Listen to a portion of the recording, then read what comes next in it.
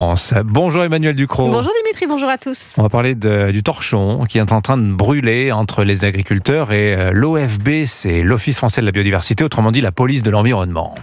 Hier matin, sur une radio concurrente, France Inter pour ne pas la nommer, on analysait les propos tenus par François Bayrou sur les agriculteurs dans son discours de politique générale. Le Premier ministre avait expliqué que la profession vivait comme une blessure, le fait d'être accusé de détruire la nature. Il avait mis en cause l'attitude humiliante à leur égard de certains des agents de l'OFB, la police de l'environnement, qui compte 1700 agents de terrain et dont les rapports avec le monde agricole sont notoirement tendus.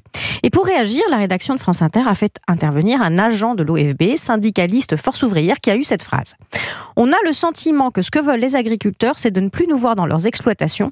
C'est du même ordre que si les dealers demandaient aux policiers de ne plus venir dans les cités pour empêcher le deal. » Il a vraiment dit ça. Il a vraiment dit ça. Les agriculteurs français, on imagine, ils ont dû s'étrangler là. On s'étranglerait à moins. Un représentant de l'autorité qui avoue benoîtement qu'il considère une profession établie, légale et industrieuse comme une population de criminels entracteurs couvrant un business mafieux et intrinsèquement sale, c'est insupportable et les syndicats agricoles ne se sont pas privés de le faire savoir. Alors les agriculteurs, ils voient la démonstration que les alertes qu'ils lancent sur les dérives militantes de l'OFB sont fondées. Oui, au fond, ils ne sont pas vraiment surpris. C'est un hasard de l'actualité, mais je vous racontais ici même, mardi matin, l'histoire d'un éleveur de Saône-et-Loire traîné en correctionnel par l'Office français de la biodiversité pour avoir enlevé d'un ruisseau des branches amassées par un castor. Il risquait, je rappelle, 3 ans de prison et 150 000 € d'amende. Une histoire parmi d'autres, mais quand les agriculteurs se plaignent d'être considérés comme des criminels dans leur propre ferme par des représentants de l'État, on leur explique qu'ils exagèrent, qu'ils sont surtout rétifs à la protection de l'environnement, c'est bien connu.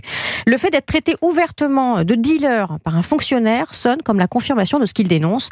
Une militance extrême, anti-agricole, existe à l'OFB et elle jette de l'huile sur le feu. Bon, et l'OFB dans tout ça, comment réagit-elle ? Le patron de l'Office de la biodiversité a publié une réponse officielle. Les propos tenus par un agent syndiqué n'impliquent pas l'OFB et les personnels ont tout leur soutien. Pas une excuse, pas une condamnation de l'insulte proférée à une heure de grande écoute sur le service public. Est-ce qu'il faut fermer l'Office français de la biodiversité ? Alors certains le demandent, et ne pas écouter la colère qu'ils ressentent à être insultés, c'est alimenter une forme de populisme nihiliste. La plupart des paysans ne demandent pas le démantèlement de l'OFB, ni la fin des contrôles, ni la destruction du droit de l'environnement. En revanche, ils exigent des règles lisibles qui ne les criminalisent pas du fait de leur empilement inextricable. Et ils veulent aussi une remise à plat des méthodes de l'OFB, dont une partie des effectifs est plus portée sur la schlag que sur la pédagogie. Et surtout, ils ont le droit au respect de la part des services de l'État.